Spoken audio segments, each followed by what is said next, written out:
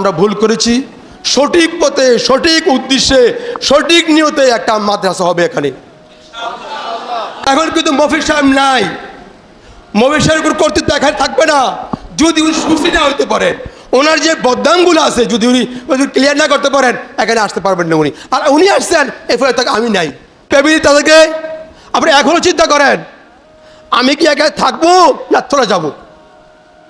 যদি আমাকে রাখতে চান আমি এলাকার লোক নিয়ে, বিভিন্ন জায়গার লোক নিয়ে আমি কমিটি করব। একার পক্ষে মাদ্রাসা হয় না। বাড়ি করা যায়, বিল্ডিং করা যায়, 10 তলা করা যায়, 5 তলা করা যায়, কিন্তু দিনে প্রতিষ্ঠান করা যায় না। এটা 0 পয়েন্ট। এই মাদ্রাসা যে কি হিসাবে চলবে, কোন দিকে চলবে, এটার কি সিস্টেম করবে, এই নিয়ে কোনো আমি প্রশ্ন করি নাই। আউযু বিল্লাহি মিনাশ শাইতানির রাজিম। বিসমিল্লাহির রহমানির রহিম। আসসালামু আলাইকুম ওয়া রাহমাতুল্লাহি ওয়া বারাকাতুহু। আমি আল্লাহ পাকের দরবারে লাখো শুকরিয়া আদায় করছি। আমি কিন্তু জানেন না হয়তো আমি এই মাদ্রাসার ছাত্র ছিলাম এক সময়। এখানে লেখাপড়া কিছু সময় করেছি। ছোট্ট একটা মাটির ঘর মসজিদ ছিল এখানে।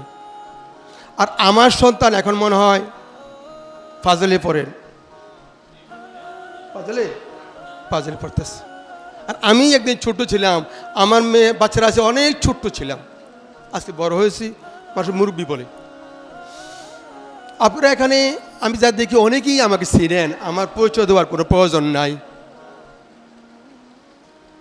আমি দীর্ঘদিন ইরান ছিলাম।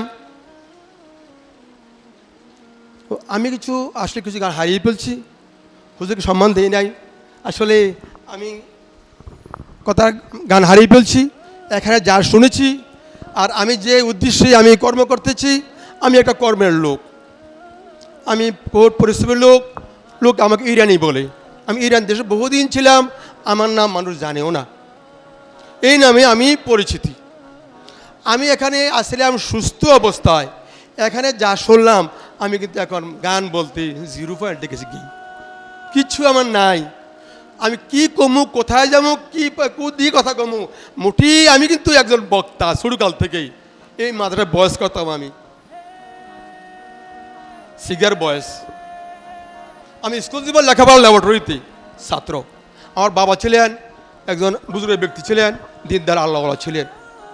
ওনার আশা আমাকে লেখাপড়া করাবেন, কিন্তু এখানে আইসা বড় হয়ে গেছি তো, প্রায় 9-এর বসে এখানে আসছি তো বড় হয়ে গেছি, গিয়ে কর্মের প্রয়োজন চলে গেছি। যাক, ওদিকে যাচ্ছি না। আমি এই দেশে এসে কর্ম শুরু করি।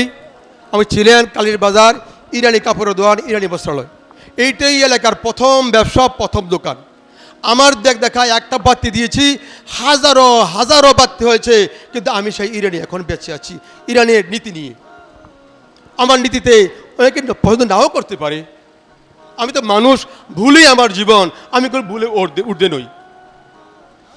আমার এখানে আমি আগে থেকে বহুত প্রতিষ্ঠায় জড়িত ছিলাম। হুজুর মহোদয় এখানে আছেন, আমি একসময় ওনার মাদ্রাসা কমিটি ছিলাম, সভাপতি ছিলেন রহমান সাহেব, চলে গেছে। খানকার সাথে জড়িত আমি গ্রামে তালিম করাইতাম। তালিমের মধ্যে তালিম হইতো, বড় অনুষ্ঠান হলে আমাকে খাওয়া দাওয়া করাইতাম। আমি এই পথের পথিক, আবার সবাই কর্মও করি। মাওলানা মজিদ সাহেব ভবিষ্যতে জড়িত পরিচিতি আমার ওই পাহাড়ের উপরে। আমি ভোরবেলায় পাহাড়ে আমার মা বাবার কবর এখানে আছে, কবরস্থানে আমি যাই, ওনারা দেখেন। আমি যাই ওইখানে হুজুরে পড়েছি, আমার দেখা হয়েছে, কারণ দেখে আমার কবরস্থান। আবার একসময় আমি ফজর বেলায় মাইক দিয়ে মহল্লা যাইয়া টাকা রে গিয়া আমার নামাজে আনতাম। রমজান মাসে টাকা রে গিয়া নামাজ রমজান বলতাম, আমি শেয়ারের বলতাম। এই আমার কর্ম ছিল।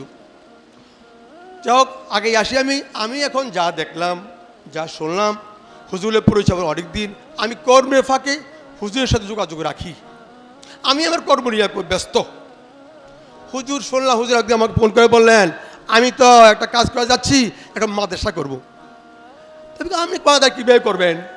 বলে আমার বাবার থেকে জায়গা নিয়েছি, জায়গা দিয়েছেন উনি, তার ওই জায়গাটা হবে অফ দ্য পল্লী বিদ্যুৎ অফিসের সাইডে।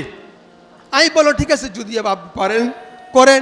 কয় আপনি আমাকে একটু সহযোগিতা করবেন, কী দিবেন বলেন?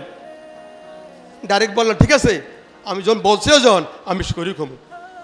ওই শরিক না, আমরা দেখভাল করতে হবে। ওই জানেন যে আমি সিদ্দিকিয়া ছিলাম জড়িত, খানকায় জড়িত, কালীর মসজিদে জড়িত, কর্মের অবস্থায় সব জায়গায় আমি কাজ করেছি, কাজ করি পাকে পাকে। যা হোক, এই সুবাদে আমার আওয়া যাওয়া, এই মাদ্রাসার কাজ চলতেছে। কিন্তু আসলে এই মাদ্রাসা যে কী হিসাবে চলবে, কোন দিকে চলবে, এটার কি সিস্টেম করবে, এই নিয়ে কোনো আমি প্রশ্ন করি নাই। একটাই কাজ, এই রাস্তাটা হলো ডাকাইতের জায়গা। আমি কিন্তু প্রতি সপ্তাহে লক্ষ লক্ষ টাকা নিয়ে এই রোদে চলাফেরা করি, আমার লোকজন নিয়ে মাইকে চলাফেরা করে, কাপড়ের গাড়ি চলে। অনেক সময় রাত্রেবেলা গাড়ি ঘুরা এখান দিয়ে চলে যায় ভয়ে, কলজা টিউ টিউ করে, লোকের টাকা আছে। কিন্তু আমি কিন্তু খুব সাহসী মানুষ, ইরানি তো গুদ্দারা বহুত বড়, কিন্তু টাকার বেলা এত ছোট। এখন এখানে মাদ্রাসা হবে, জায়গা আলোকিত হবে, এখানে গাঞ্জা মদ টার জুয়া সন্ত্রাস থাকবে না, এটা তো আমার প্রতিরোধ হবে। আমি এতে আগ্রহী হইয়া আগাই আসছি। এমনকি বিগত দিন সময় দিছি, এমনকি কালীর বাজার থেকে বহু টাকা আমি হাতে পায়ে দরিয়া ধমক দিয়া ঢের দিয়া টাকা দিয়ে দাও কইয়া, আমি সব সিনিয়র টাকা আদায় করে এখানে দিছি। এখন বর্তমানে আমার এই টাকার পরিমাণ মনে হয় প্রায় 30 লক্ষ পাড়াইয়া 40 লক্ষ ধরাইতে গেছি গিয়া। খরচের পরিমাণটা আমি ক্লিয়ার খাতার এখন নেই আমি, কারণ আমি আমার কাজে ব্যস্ত। যাই হোক, এই গত সপ্তাহে সোমবারে মনে হয় আমি গেছিলাম মনে হয় কেরানীগঞ্জ। আমি রোজা ছিলাম আমি, তখন আমি শেয়ারি ইফতার করবো, আগের দিন রোজা ছিলাম, মহর রোজা ছিলাম, ইফতার কিছু খেতে পারি নেই, খাওয়া সার পানি খেয়ে রোজা ছিলাম। পরের দিনও রোজা ছিলাম, 10 তারিখ খাওয়ান সারা রোজা ছিলাম। সালাম করে আইসি, ভাতটা টেবিলে নিয়ে আইসে, হুজুর উপস্থিত, সমস্যা যাইতে হবে। আমি আসলাম, ভাত রয়ে গেল। আসার পরে যা শুনলাম, উনি বললেন, আমি বলছি দেখেন, প্রথম কথা আমার, আমি শর্ট করতেছি, আমি কিন্তু বহুত কথা কইটা লোক, কারণ আমি তো বয়স করলাম, মানে এটা ছাত্র জীবন থেকে এই মাত্র বহুত বয়স করছি আমি বললাম, আমি যা শুনতে যা বলতেছে আপনি বলতেছেন, আমি একটা প্রশ্নবোধ ব্যক্তি, আমার সমস্যা আছে, লোকেরা বলতে আছে, আমি জানি না। হ্যাঁ, আমি একদিকে রাজারবাগ গেছি একদিন, অনেক আগে, এক সময় এখানে আছেন, আমার তো মাদ্রাসা ছিল, আমার বাড়িতে মহিলা মাদ্রাসা করেছিলাম, দোতলায় আমি থাকতাম, নিচতলায় মাদ্রাসা। আমি কিন্তু এক সময় খুবই স্বভাব ছিল আমার, এখন কিছুই আমার নাই, আমিও চাই না, আমার বলতে কিছু নাই, আমি কাজ করে ভাত খাই। কথাটা আমি বলি, উনি বললেন যে আমার এই সমস্যা, মাদ্রাসার বিরুদ্ধে এই হইতেছে, তো কী করে হইতেছে, মাদ্রাসায় কী দোষ, যেখানে মাদ্রাসায় হয় নাই, ওয়ালও কাতা হয় নাই, হুজুরও আর আসে নাই, কিতাবগুলো আনে না হয় নাই, কি কিতাব ফরমে আমিও জানি না, কিতাব না, কিন্তু আমার দায়িত্ব দিচ্ছে কিতাব সভাপতি আমি বইলে সভাপতি। আমি দেখেন, এই পদের উপযুক্ত আমি না, আমি মাফ চাই, দোয়া চাই, আমি পারতাম না, কারণ মুখ দিয়া সব পথ চলে না। বললাম তো না, একে পারতাম না আমি, তবুও এই হিসেবে যদি পড়ে থাকে, দায়িত্ব হিসেবে আমি কাজ করতেছি। আচ্ছা, আমি বললাম যে আমরা যে কথাগুলো শুনছি, এই কথা অনুযায়ী আপনি এখানে থাকতে পারেন না, যদি আপনি থাকেন আমরা নাই, আমি থাকবো না, কারণ আমি প্রতিবাদ করি, আমি কথা বলি, তো আমি যে দোষ থাকে, আমের দোষ হইয়া আমি কালীবাদ তাইয়া দিন মুনি দিয়াম, কাম করিয়া আমি শ্রম দিয়াম, মাদ্রাসা উন্নয়ন লাগে মাদ্রাসায় করিয়াম, আর আমের দোষ থাকবো, এই দোষের মধ্যে আমি যেতাম না। যদি আপনি যদি সৈরা নেন থাকিয়া আমি আনবো, আরে কর্তৃত্ব খারাইবেন নাম কর্তৃত্ব দেখাইবেন যে আমার মাদ্রাসা আমি করিয়াম, তাহলে আমি কিন্তু। পরে উনি বললেন হ্যাঁ, ওরা বাবা ছিলেন, আলম সাহেব ছিলেন, আমাদের কথা বলছি আমি, ওনারা বলছেন না, এর মেয়ে যদি হয় তাহলে উনি থাকার তার প্রয়োজন নাই। কিন্তু মাদ্রাসাতে লক্ষ লাখ টাকা ব্যয় হয়েছে, হাজার হাজার মানুষের শ্রমের ঘামের টাকা আছে, এই মাদ্রাসা এই পর্যন্ত 30-35 লক্ষ ব্যয় হয়ে গেছে, আর একটা লোকের আঁকি দেওয়ার জন্য এটা বন্ধ হয়ে যাবে, এটা হতে পারে না। কারণ আমি পার্শ্ববাসী মানুষ, বাবাকে চাইতে রাজি না, যারা আমাকে চিনেন, কোথাও এমনি বলছি। এখন বলছে না, এটার মধ্যে উনি আর থাকবেন না। তখন আমি তাদের আলাপ করছি, যদি উনি যেই সমস্যা দেখাচ্ছে ওনার দোষগুলা, আমি চাই আমি স্বাধীন অন্যায় অপরাধ করি, তওবা করি, মাফ চাই ভালো হওয়ার জন্য। আমিও চাই কি কাজ করলে ব্যস্ত যাইম, ফরকে শান্তি পাইম, এই নিয়তেই আমি কাজ করি, দিনের কাজও করি, যারা যারা পাই ওই দাঁড়িয়ে নামাজটা ফর কই। কিন্তু যদি আর আমি এনে আইয়া যদি জাহান নামে যাওয়ার লাগে, তাহলে এই কাজ আমি নাই। তো উনি বলছেন বলবেন আমরা বলবেন বলেন।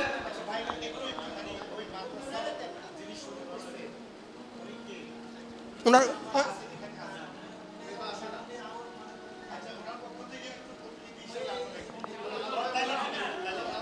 শোনেন,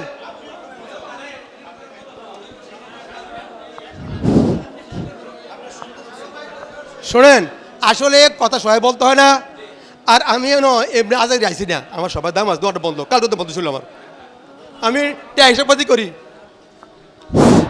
এখন কথা হচ্ছে চূড়ান্ত কথা, আমি যাকে যা শুনছি, যা আমি জানি না, যা অবগত ছিলাম না, যা জানতাম না, আল্লাহ এক উদ্দেশ্যে বহু বছর পরে এখানে আনাইছে, হাজির হয়েছি, নামাজ পড়েছি, আর অজানা যা ছিল আমি জানতে পারছি।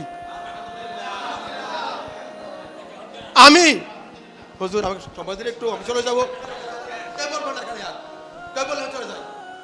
আমি বলার জানি, কেউ বলার নাই এখানে, বলে আমি নাই, তারা করে কথা করো, আমি চলে যাবো।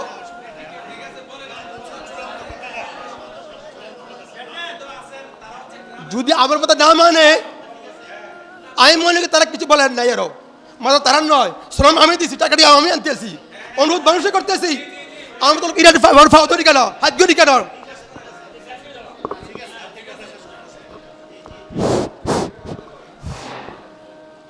আসলে কথা যে বিরক্ত মনে করেন, আমরা কি যে করতে আছি, মেন্দা আমি কালে কাল মেন্দা আমি আমি আমি লোকটা, আপনি বিষয়টা স্পষ্ট করে দেন, বাস এটাই। আপনার ঠিক আছে, জি জি, আমি লেখাপড়া আমিও করেছি, কম করেছি, গান নাই আর কি, টাকার পথ নাই, কাজ করে পথ চাই, ইচ্ছা এখানে আসি নাই, প্রয়োজন তাকে আসছি। শোনেন, উনি বলছেন এখানে উনি আর নাই, আমি বলছি না আসেন, আমরা বাদ দেওয়া যাবে না আপনাকে, আপনি সঠিক পথে আসেন, সঠিক পথে কোথায় ভুল আছে ভুল প্রমাণ করেন, প্রমাণ করলে আমি আপনাদের ওয়েলকাম দিয়ে আগে রাখবো, আর নতুবা আসতে আপনি নাই, আমি নাই কইলে গেলি গিয়া আমি আছি, আসবে এখানে কোথায় আমি নাই, আপনি আগার। এখন চূড়ান্ত কথা, আমি ওনার বেশি কথা বলেছি, যারা আমার কথা শুনছিলেন তাদের কথা বলেছি, এমনকি অনেকে নাই বিভ্রান্ত হয়ে গেছে, তাদেরকে আমি ওয়েলকাম জানাই। আমরা ভুল করেছি, সঠিক পথে সঠিক উদ্দেশ্যে সঠিক নিয়তে একটা মাদ্রাসা হবে এখানে। আমি আপনাদের থেকে আমি সহায়তা কামনা করি, আপনারা আমার পাশে থাকবেন। মাদ্রাসা শিক্ষা প্রতিষ্ঠান চাই, দিনের আলো চাই, এলাকা উজ্জ্বল হবে, ছেলে সন্তানরা দিনই আলো শিক্ষা করবে হকের পথে। আমি আলোচনা দীর্ঘায়িত করব না, আমার মূল উদ্দেশ্য, আমি কিন্তু খুব শ্রমজীবী মানুষ, মালিকের কাজ করি, 10 মিনিট ব্যয় করে আমার টাইম নাই, আমি মালিকের কাজ করি, এই কাজ ক্ষমা দিয়ে এনওআইসি দিনে খাতবতে, আর যে চলতে আছে এগুলো আসলে এটা মেইন আমি, কারণ আমার যখন সভাপতির দায়িত্ব দিয়ে আসছে, তো দায়িত্ব আমারও বেশি। আজ 2 দিন 2 ঘন্টার বন্ধ, তালাও গলি নাই, লক্ষ লক্ষ টাকা মাল রয়েছে আমার শান্তির লক্ষ্যে, শান্তির জন্য। আমি বলিয়ান করতে বলতে চাই, এই ফ্যামিলি তাদেরকে আপনি এখনো চিন্তা করেন, আমি কি একা থাকবো না চলে যাব। যদি আমাকে রাখতে চান, আমি এলাকার লোক নিয়ে, বিভিন্ন জায়গার লোক নিয়ে আমি কমিটি করব। আমার আশা এই মাদ্রাসার যারা দায়িত্বে আছেন আর হুজুর এখানে আছেন, তাদেরকে নিয়ে কমিটি করে কাজ আগে নিব। আপনি চান না? এটা একার পক্ষে মাদ্রাসা হয় না, বাড়ি করা যায়, বিল্ডিং করা যায়, 10 তলা করা যায়, 5 তলা করা যায়, কিন্তু দিনে প্রতিষ্ঠান করা যায় না, এটা 0 পয়েন্ট। শূন্য খাতা শূন্য হাত যাইতে হবে, আর পদ্মা ছাড়া কিছু নাই। আমি আশা করব, কারণ সময় অনেক হয়েছে গেছে, আমার দোকানটা অত খুলে রেখেছি, তুমি বসি না, আমি বসি না, আপনারা আমাকে সহায়তা করবেন। আমি আশা করছি আপনাদের দাওয়াত করবো আমি, যে একদিন আপনারা ওইখানে যাবেন। যাইয়া এখন কিন্তু মফিজ সাহেব নাই, মফিজ সাহেবের কর্তৃত্ব এখানে থাকবে না। যদি উনি সুস্থ না হইতে পারেন, ওনার যে বদনামগুলো আছে যদি উনি ক্লিয়ার না করতে পারেন, এখানে আসতে পারবেন না উনি। আর উনি আসছেন এর ফলে তাকে আমি নাই, কারণ আমার হাতে গেরা কর্ম আবার আছে। আচ্ছা, অনেক কথা বলেছি, কথা কোন দিকে যাবো আসলে আমি দিশা হারাই ফেলছি, তাই আমাদের দোয়া করবেন। আর যদি কথায় যদি কোনো ভুল ত্রুটি হয়ে থাকে, কথা ভুল ত্রুটি হয়, আমরা যা কিছু করছেন সব করছেন এটি আমার লাগি কইছেন, আমি এটার মেন হকদার ছিলাম, আমি কথা বলেছি। আসসালামু আলাইকুম রহমতুল্লাহ ওয়া বারাকাতুহু। আল্লাহ হাফেজ।